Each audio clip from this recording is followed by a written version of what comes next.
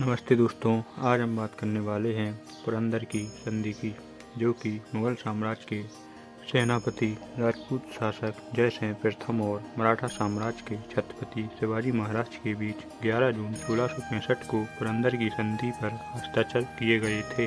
दक्कन में बढ़ते मराठा साम्राज्य के बाहुबल और छत्रपति शिवाजी महाराज की रणनीतियों के कारण औरंगजेब काफी परेशान रहता था, इसलिए उसने पहले भी कई सेनापतियों को मराठा साम्राज्य से युद्ध के लिए भेजा, जिसमें अफजल खां भी शामिल था।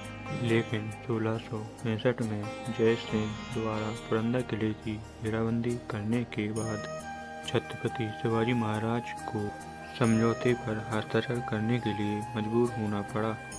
जब शिवाजी महाराज ने महसूस किया कि मुगल साम्राज्य के साथ युद्ध केवल साम्राज्य को नुकसान पहुंचाएगा और उनके लोगों को भारी नुकसान होगा, तो उन्होंने मुगलों के अधीन अपने लोगों को छोड़ने के बजाय एक संधि करने का फैसला किया। पुरंदर की संधि के कुछ महत्वपूर्ण बिंदु हैं, जिन्हें मैं आप लोगों को बताऊंगा।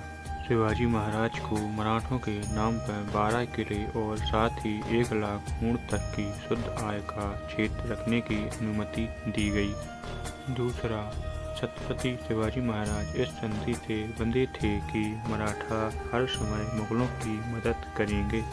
तीसरा, छत्रपति शिवाजी महाराज के पुत्र छत्रपति संभाजी महाराज को मंत्रिदार के रूप में 5000 सशस्त्र बलों के साथ मुगल साम्राज्य की ओर से लड़ने के लिए मजबूर किया गया।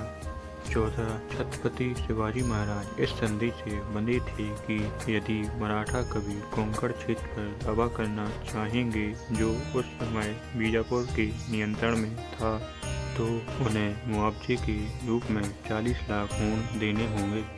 छत्रपति शिवाजी महाराज को अपने कब्जे वाले 35 में से 23 किलों को छोड़ने के लिए मजबूर किया गया, जिनमें ओंकाला, सोनगढ़ और मनगढ़ जैसे स्थान शामिल थे। छठवां, इसके अलावा संधि ने छत्रपति शिवाजी महाराज को इस पहलू से बाध्य किया कि उन्हें औरंगजेब के साथ राजनीतिक बैठक के लिए आगरा आना होगा। तो दोस्तों, आपको क्या लगता है कि छत्रपति शिवाजी महाराज को यह संधि करनी चाहिए थी या नहीं? आपकी जो भी राय है कमेंट बॉक्स में ज़रूर दें।